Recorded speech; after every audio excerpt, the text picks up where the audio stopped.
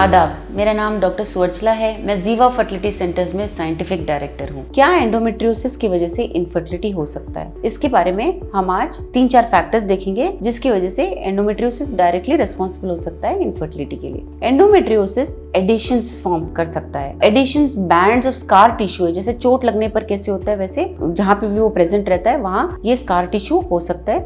ये विविध body parts के बीच में हो सकता है पेल्विक कैविटी में, और ये एडिशंस इंटरफियर कर सकते हैं ओवरीज और फैलोपियन ट्यूब्यूल्स के मूवमेंट में, जिसकी वजह से अंडा ठीक से जब भी रिलीज होता है ठीक से ओवेरियन ट्यूब में जा नहीं पाता जहाँ पे शायद स्पर्म्स हो, और अगर ना जा पाए तो फर्टिलाइजेशन नहीं होता है जो कि ट्यूब में होना बहुत आवश्यक होता है। एंडोमेट्रियोसिस की वजह से ओवेरियन सिस्ट भी फॉर्म हो सकते हैं जिन्हें एंडोमेट्रियोमास कहते हैं। अगर ओवरी में सिस्ट फॉर्म होता है तो उसे एंडोमेट्रियोमा कहते हैं। ये सिस्ट ओव्यूलेशन में बाधा डाल सकते हैं, या जो ये सिस्ट के इर्द गिर्द जो भी टिश्यू होता है उसे भी डैमेज कर सकता है, जिसकी वजह से ओवेरियन रिजर्व यानी जितने अंडे हैं ओवरी में वो भी कम हो सकते हैं, और वही नहीं कमी नहीं जो भी एग्स बचे हैं उनकी क्वालिटी भी खराब कर सकता है ये एंडोमेट्रियोमास। इन्फ्लेमेशन भी हो सकता है एंडोमेट्रियोसिस की वजह से।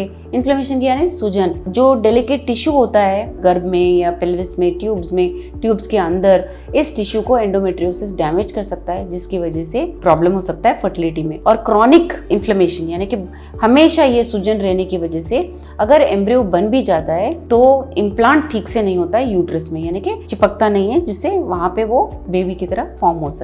एंडोमेट्रियोसिस की वजह से हार्मोनल इम्बैलेंस भी हो सकते हैं जिसकी वजह से अंडा ठीक से रिलीज नहीं हो सकता है, जिससे प्रेगनेंसी में प्रॉब्लम हो सकता है।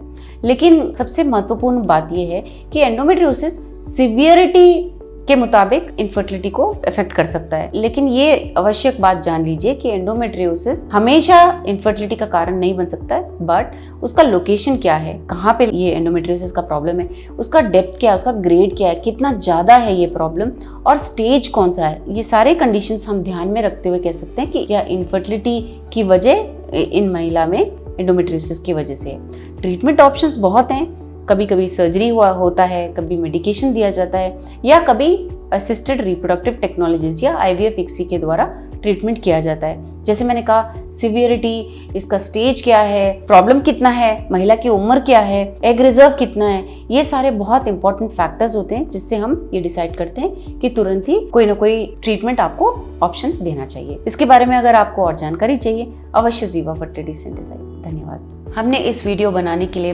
बहुत मुशक्कत की है, मेहरबानी करके हमें लाइक और सब्सक्राइब जरूर कीजिएगा। शुक्रिया।